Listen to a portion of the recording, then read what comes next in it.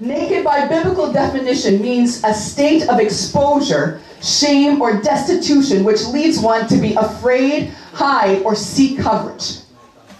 And to be ashamed is an adjective. An adjective is a word that describes a person, place, or thing. And the word ashamed is an adjective that means an inhibiting state of embarrassment caused by a fault, a deficiency, or a refusal to act when necessary. And so this is how the Bible defines these two terms. And we use these two terms as a basis for what we're going to talk about this morning. Because in the last verse of Genesis chapter 2, it says that both the man and his wife were naked and not ashamed. So automatically there seems to be a contradiction there. Because by the Bible's own definition, to be naked means to be in a state which should lead one to be afraid or hide oneself or seek coverage. So automatically if you're thinking, okay, well, what's the deal? Now, everywhere else in the Bible, when you look up the word naked, it refers to people being led to an open shame. It's not a pretty thing to be naked. Noah, when he discovered that his son had discovered his nakedness, he cursed him. Why? Because this was a bad thing. Somebody say a bad thing. Bad thing. So it's not a good thing to be naked in itself. So when you see throughout the Bible, you see that everywhere the word naked is used, people were put to an open shame. Right. And so it makes you wonder, if we know the Bible can't contradict itself. That's right. Everybody knows that? So we have to start with the baseline. Everyone believes that the Bible cannot contradict itself, right? But line upon line, precept upon precept, here a little, there a little, do we receive revelation. So in order for us to get understand what's happening here, we have to dig a little deeper. For the Bible says we have to study to show ourselves approved unto God, a workman that needeth not what? Not be ashamed, rightly dividing the word of truth. So we have to investigate this seemingly contradiction. Now, before we go any further, we have to, we have to understand that we can't make an exact parallel between this pre-sinful state and what happened afterwards, because as we are understanding, we've learned, we have to walk in the scriptures, see what's happening at the time. And at this point, sin had not entered into the world. Right. So at this point, there is no sin in the world. Everyone say, no sin. No sin. At this point, when we see Adam and Eve in the garden, when they're naked and not ashamed, there is no sin involved. And everything else after that we see is post-sin. So we can't make an automatic tit for tat in comparison. But what we do know is that the Lord here is using specific language, because as a good author, he knows that in order to convey the point that he wants to convey, he has to use language that the person can understand. That's right. So in order for us in a post-sin world to understand what the Lord is saying about what happened in the beginning, he has to use language that we can relate with. That's right. So he's saying specifically, the Bible makes no qualms about it to say that they were both naked. Both the man and his wife were naked and were not ashamed. Right. Now, it's important that that word ashamed is there, because we know by definition to be naked means to be ashamed or leads to shame. So what the Bible is doing is saying that, listen, there's something peculiar about this situation that we need to investigate more, because they were naked and they were not ashamed. If I see that I'm being repetitive, there's a reason this morning, so stay with me.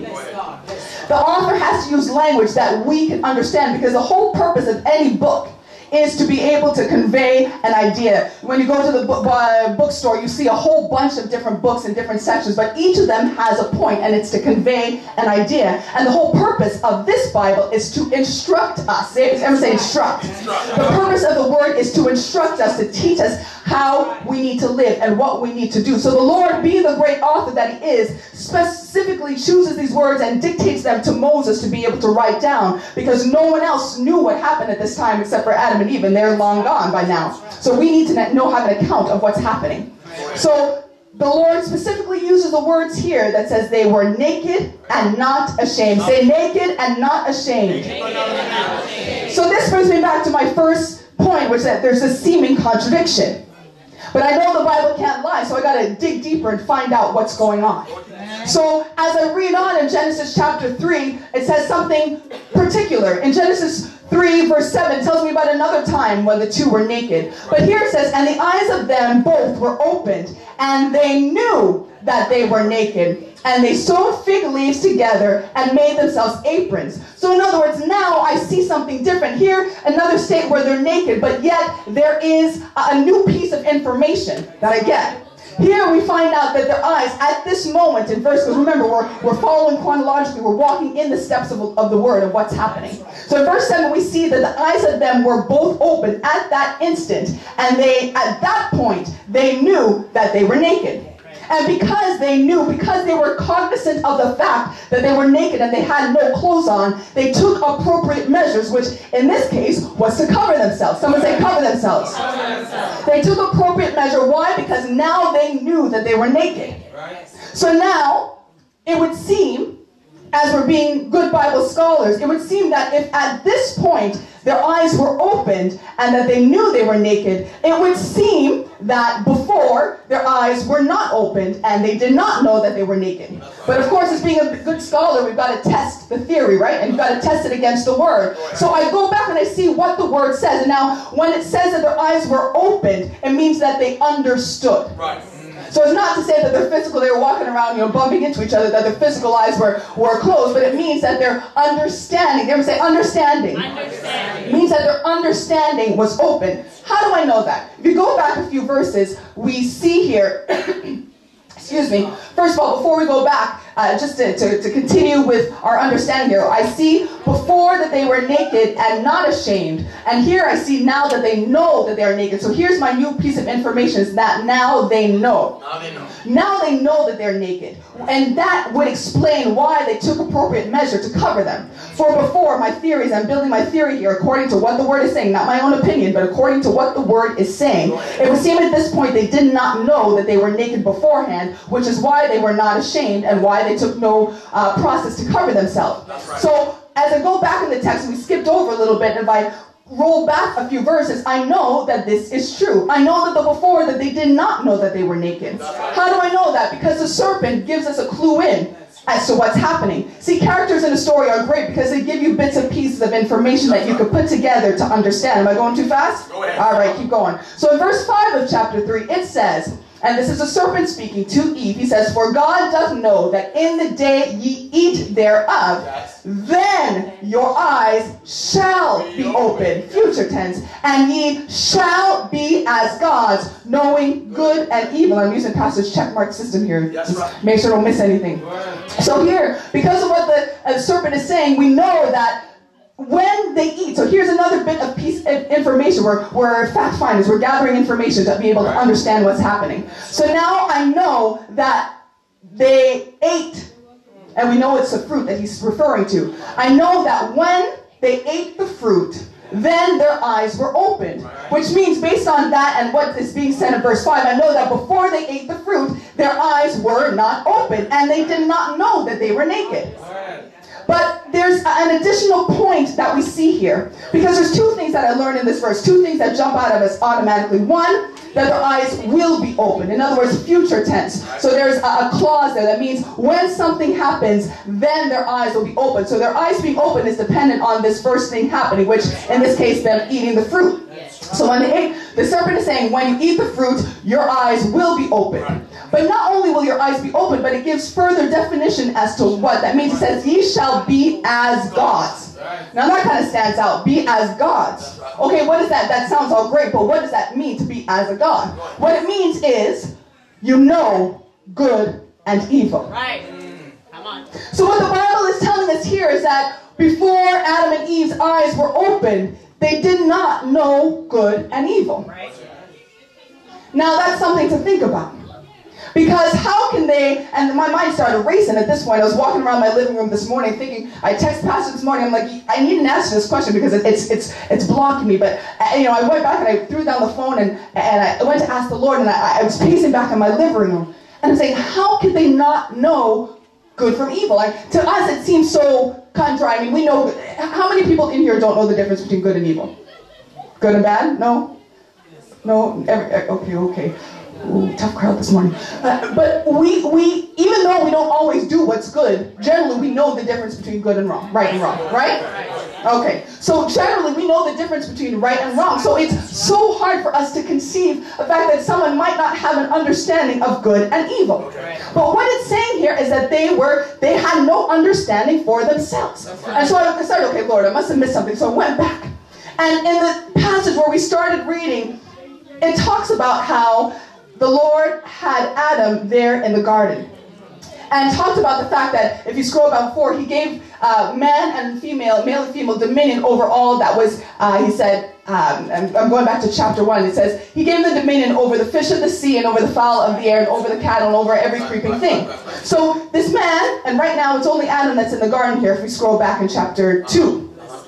He's in the garden, he has no knowledge, no understanding, but yet he's able to perform a task. And his task was to name the animals. For it says before that, before Adam was in the garden, I wish I had time to really get into this morning. Come on.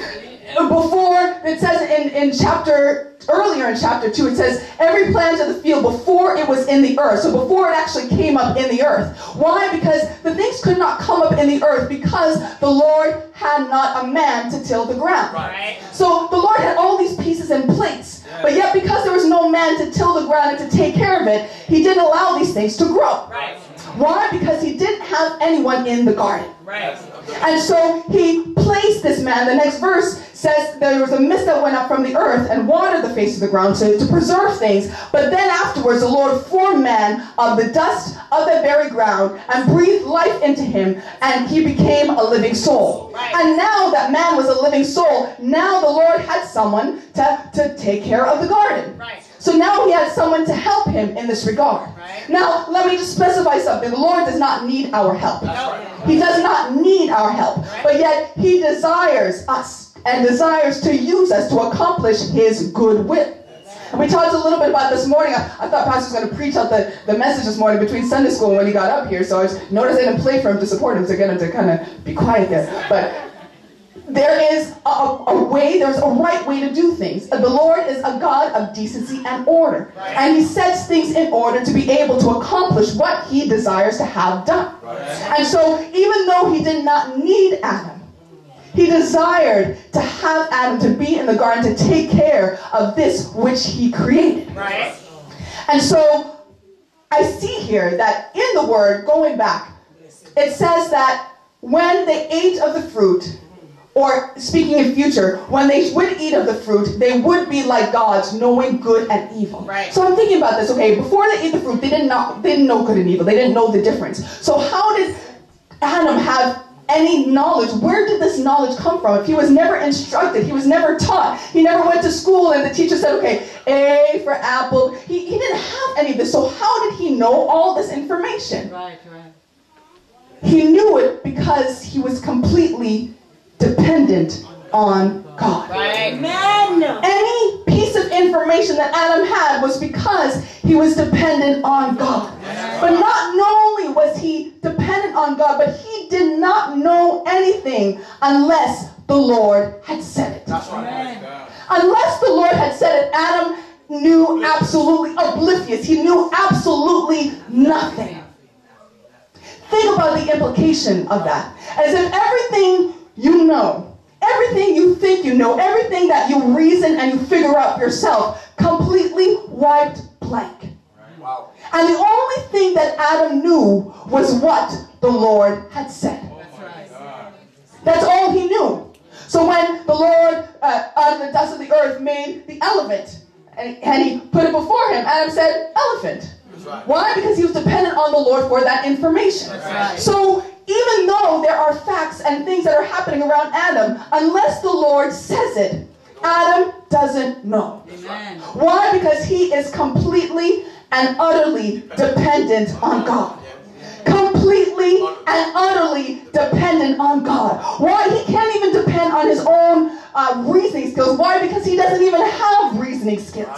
He is completely and utterly dependent on God. Church, this story is not just here for us to know what happened in the very beginning, but everything starts in Genesis. Genesis is the very beginning. Why? Because we need to know how to get back to this place. Why? Because this was not just a nice garden where things grew, but the beauty of the Garden of Eden was that there was this intimate relationship between God and his creation. There was an intimacy, there was a closeness where you see that Adam was completely dependent on God. Not in a way that we think today where we kind of have our own ideals and we think we submit to God, but he was completely, if God didn't say it, he did not know it.